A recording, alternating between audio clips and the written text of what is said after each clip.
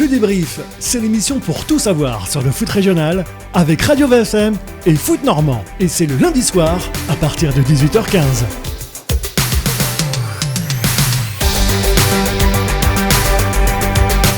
Troisième et dernière partie du 23e épisode du débrief de la saison par Radio VFM et Foot Normand, une partie comme souvent dédiée au football régional. On part aujourd'hui dans la Manche et plus précisément dans le Cotentin, le championnat de régional 2 au programme avec un focus sur l'actuel leader de la poule A, le FC Équerdreville-Hainneville.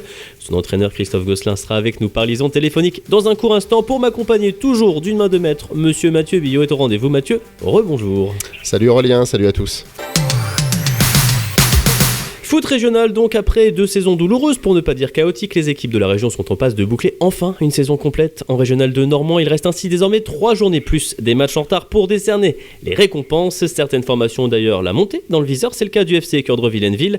À l'heure où on se parle, les Manchois sont premiers de la poule A, même si rien n'est encore joué. Pour évoquer cette belle saison en cours, nous recevons Christophe Gosselin, l'entraîneur de cette formation. Christophe, bonjour. Oui, bonjour à tous. Comment allez-vous, Christophe ?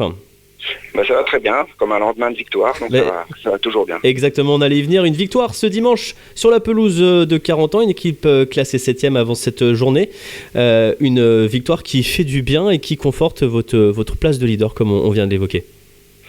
Oui, exactement, importante à double titre, parce que déjà on a affronté une équipe de 40 ans de qualité et qui lutte pour son maintien, donc forcément on rentre maintenant dans une période de la saison où les points valent cher pour beaucoup d'équipes encore, donc c'est une double satisfaction d'avoir pris les 3 points hier du côté de 40 ans, et ça nous permet nous aussi de rester dans cette dynamique de victoire qui est importante. Rendons hommage à vos joueurs. Victoire 2-0, début de Pasquier et Lemoigne. Voilà, c'était quel type de match ? C'est un succès logique quand même pour vous ? Je sens que dans l'ensemble, il est assez logique parce qu'on a fait preuve de courage, de patience sur cette première mi-temps où il y avait très peu de rythme, et puis on a eu notre attitude sur cette deuxième mi-temps en prenant des risques aussi, et puis on a été efficace dans les deux extrémités du terrain, donc c'est une victoire qui est à mon sens méritée. Oui. Alors on le rappelle, c'est une victoire qui vous permet de conserver votre fauteuil de leader, mais vous êtes talonné de près par l'équipe de Verson, qui s'est aussi imposée ce week-end du côté de If, 3-2.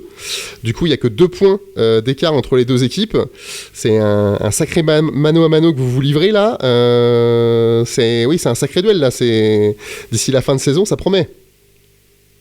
Oui, exactement. Il y a 2 équipes qui se sont détachées, qui avaient annoncé leurs ambitions en pré-saison et puis qui répondent présent. Donc c'est vrai que la saison des 2 clubs est assez exceptionnelle en termes de points, de victoires, de chiffres. Mais c'est aussi ce qui nous pousse aussi nous à avancer quand on a un adversaire comme ça de qualité qui nous talonne depuis un petit moment. C'est plutôt bien et valorisant pour notre progression aussi. Vous l'évoquiez, on va justement faire un petit point sur les chiffres. Équerdreville, c'est 16 victoires, 2 nuls, 1 défaite. C'est la meilleure attaque ex-aequo avec Verson, la meilleure défense. Verson, c'est 15 victoires, 3 nuls, 2 défaites, donc meilleure attaque ex-aequo et 2e meilleure défense. C'est vraiment les 2 équipes qui dominent cette poule de R2, là il n'y a pas de discussion possible. Non, là, c'est sûr que les chiffres parlent d'eux-mêmes. Il y a beaucoup d'écart avec les poursuivants. Ce sont 2 équipes, Verson et nous-mêmes, assez proches en termes de chiffres, en termes de qualité aussi. Donc il y a une forme de logique de se retrouver en haut toutes les 2. Donc on verra le final de cette saison. Il nous reste 5 matchs à jouer. C'est pas terminé. Il y a encore du chemin. Ouais, c'est une saison, on l'évoquait, qui fait quand même du bien. Est-ce que ça a été compliqué pour vous d'aller retrouver de la performance auprès de votre équipe après le contexte qu'on connaît? On a quand même l'impression qu'au niveau des chiffres, c'est assez fort ce que vous réussissez à faire dans ce championnat de R2 qui est quand même plutôt relevé. Oui, c'est un championnat relevé, compliqué. Les chiffres, c'est une saison assez exceptionnelle. Elle le sera d'autant plus si on arrive à décrocher cette première place au bout. Mais oui, on partait en plus avec ces incertitudes des 2 dernières saisons inachevées, avec beaucoup de questions, mais comme tout le monde. Donc on essayait de faire au mieux pendant ces périodes d'inactivité et sans compétition surtout, de toujours essayer de garder les garçons concernés. Ça n'a pas été facile toujours, mais on a essayé de donner notre maximum et ça a plutôt bien fonctionné parce qu'on a récupéré des garçons investis et prêts physiquement aussi. Donc c'est ce qui fait qu'aujourd'hui prétendre à réaliser cet objectif. Ouais. Alors Écuerdreville-Hainneville a déjà connu le niveau du dessus, c'était l'époque de l'ADH, vous nous l'aviez rappelé hors antenne tout à l'heure. Est-ce que vous étiez programmé dès le début de saison à avoir l'objectif d'une montée, ou est-ce que c'était peut-être compliqué de fixer des objectifs? Est-ce que l'appétit est venu en mangeant pour votre formation? Non, justement, c'était une volonté d'annoncer d'une manière claire et objective cette volonté d'intégrer dès cette année la première place et je veux dire plutôt le championnat de R1 dès la saison prochaine, parce que ça fait plusieurs années qu'on flirte avec cette première place où les saisons étaient très intéressantes, et puis à un moment donné il a fallu basculer, bien réfléchir et basculer dans un objectif clair et précis pour prétendre à cette montée. Donc on a estimé qu'on avait les moyens pour le faire, donc on l'a annoncé très très tôt que c'était l'objectif de la saison. Donc voilà, c'était clair depuis le départ pour tout le monde. Oui. Et donc du coup, il y a cet objectif à aller chercher d'ici la fin de la saison. Alors, on refait un petit point de nouveau classement. Vous êtes premier avec 50 points, Verson est deuxième avec 48 points. Il y a quand même un détail qui a son importance, c'est que vous comptez un match de moins que votre concurrent direct. Verson, il ne reste plus que 4 matchs et vous 5. Est-ce que vous considérez que vous disposez d'un joker, ou vous l'envisagez pas comme ça ? Non, pas du tout. Pas du tout, c'est pas un joker, parce qu'un match en retard n'est jamais... faut les jouer, c'est un championnat qui est compliqué, un match en retard n'est jamais gagné, donc on peut pas considérer que ce sont 3 points d'acquis ou un joker. Donc on prend match après match depuis le départ et on va continuer de la sorte jusqu'au bout. On est devant, on est dans une position effectivement favorable, mais qui nous permet pas de nous relâcher et de se croire arriver surtout. Ouais, surtout qu'il y a un petit choc qui s'annonce là d'ici la fin de saison, le samedi 23 avril, le sommet entre les deux meilleures équipes, un petit Écuerdreville-Verson qui s'annonce.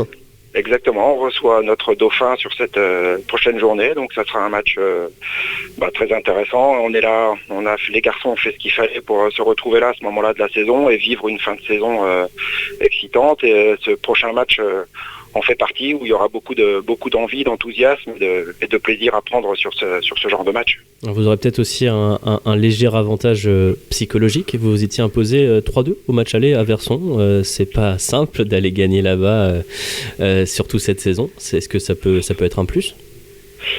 Je ne sais pas si ça sera un plus psychologique, mais en tout cas, oui, on avait réussi à gagner à Verson au mois de décembre contre une très belle équipe. Donc ça doit nous donner encore plus de confiance et de détermination pour ce choc dans 2 semaines. Christophe, est-ce que vous considérez que la montée va jouer sur ce match-là, tout simplement ? Non, pas du tout, parce que comptablement, ça sera pas terminé de toute façon. Et puis ça dépendra de toute façon du résultat aussi de ce match-là.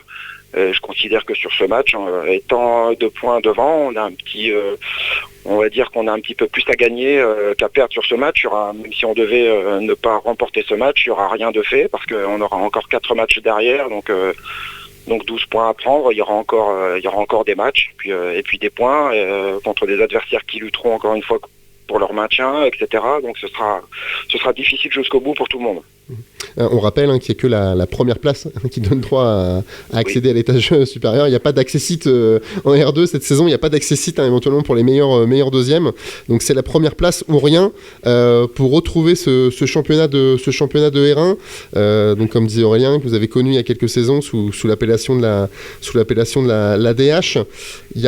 Il y a pas mal de changements aussi qui se profilent au niveau des championnats régionaux dans les saisons qui courent, qui vont être impactées par la réforme des championnats nationaux, avec pas mal peut-être de descentes justement de clubs de N3 en R1, peut-être la création d'une R1 élite. On discute de pas mal de choses en ce moment. La place d'Écuerdreville, vous la voyez où dans ce contexte régional de football normand ? Comme je vous ai dit précédemment, avec cet objectif annoncé depuis plus d'1 an, je pense que la place d'Écuerdreville, en termes d'infrastructure, d'encadrement de qualité au niveau des équipes de jeunes jusqu'aux seniors, et puis la pratique aussi pour tous. Il y a un club qui vit bien, qui a qui a des valeurs de plaisir et de respect qui sont très importantes à nos yeux. Donc je pense que clairement que la place des Cœurs de Ville est au plus haut niveau régional. Et Même si ce sera compliqué, après la question ce sera, si on arrive à notre objectif, de pérenniser évidemment le club. L'objectif c'est pas de monter et de faire figure, ce serait d'y rester et de pérenniser le club à ce niveau. Et donc ça pourrait être éventuellement compliqué si d'ici 2-3 saisons on avait 4, 5 voire 6 clubs qui évoluent actuellement dans le championnat national 3 qui redescendaient au niveau régional 1, et donc du coup faudrait ferrailler avec tous ces clubs là, ça releverait mécaniquement le niveau.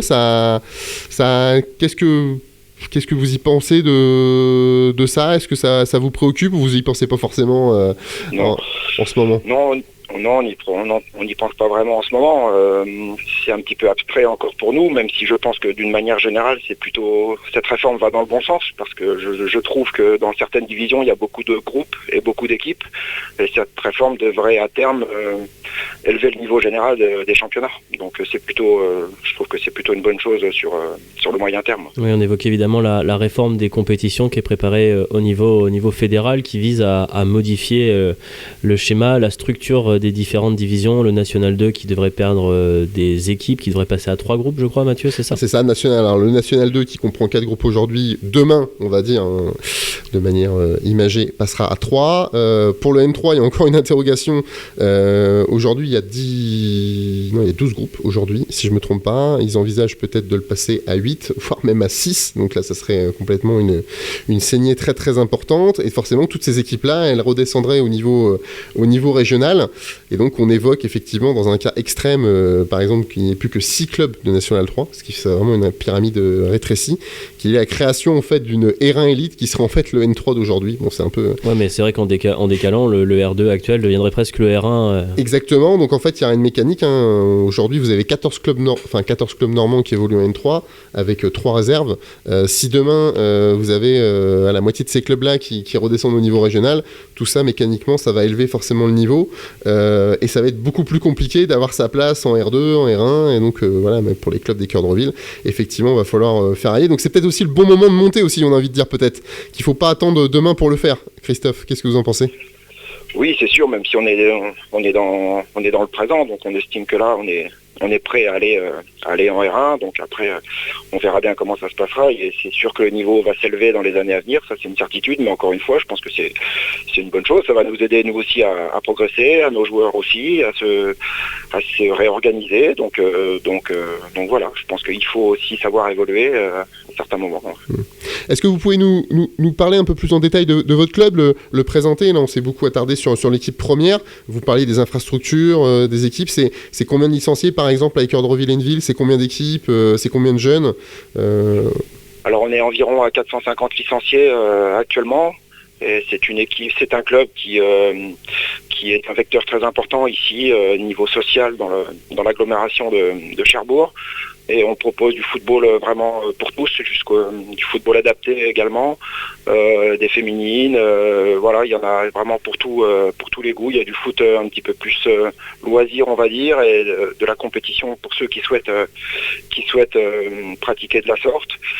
C'est un club qui est structuré, qui a de bonnes infrastructures aussi pour la pratique. Et puis il y a un encadrement, comme je l'ai dit précédemment, qui est de qualité, des tout petits jusqu'aux seniors, où les choses sont faites correctement, donc ça travaille bien depuis pas mal d'années, donc il y a un savoir-vivre, les gens se retrouvent bien, c'est un club familial où on arrive à allier le plaisir et la compétition. La concurrence n'est pas trop farouche avec l'AS Cherbourg juste à côté? Oui, c'est vrai que ça fait partie des choses à prendre en compte. Il y a beaucoup de clubs, je dirais quasiment du même niveau dans l'agglomération de Cherbourg, qui se tiennent en une ou voire deux divisions. Donc c'est vrai que le vivier de joueurs, pour la ville également, mais le vivier de joueurs n'est pas tellement important pour alimenter justement tous ces clubs. Donc c'est vrai que ça peut poser problème de ne pas avoir un club qui est un petit peu supérieur, le club phare du coin, comme on a pu connaître il y a quelques saisons. En tout cas, si vous montez en R1, ça promet quelques beaux derbies du coup, si ça se passe comme ça, avec peut-être trois clubs géographiquement assez proches dans la même division l'année prochaine. effectivement, il y aura, si ça se passe comme ça, il y aura de la proximité entre les matchs et puis de belles affiches au programme. Ouais, c'est vrai. C'est peut-être une petite source de motivation supplémentaire pour certains joueurs.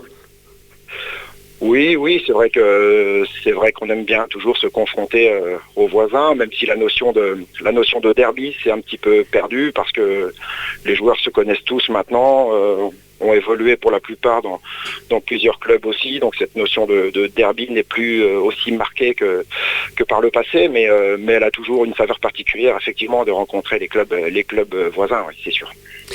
Et ben voilà qui nous amène à la fin de ce 23e épisode. Merci à vous, Christophe Gosselin, de vous être rendu disponible pour ce débrief.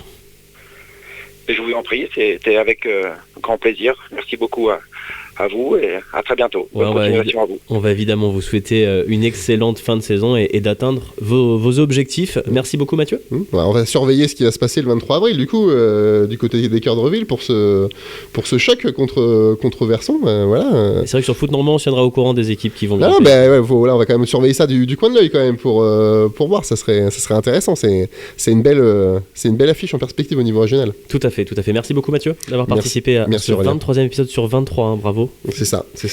Merci à Nati à la réalisation, prompt rétablissement aussi à notre ami Christophe. Notez bien dans vos agendas, lundi de Pâques oblige, le 24e épisode de la saison vous attend dans 2 semaines, le 25 avril prochain normalement. D'ici là, portez-vous bien et à très vite, à bientôt. Retrouvez toute l'actualité du foot régional, le débrief avec Radio VSM et Foot Normand.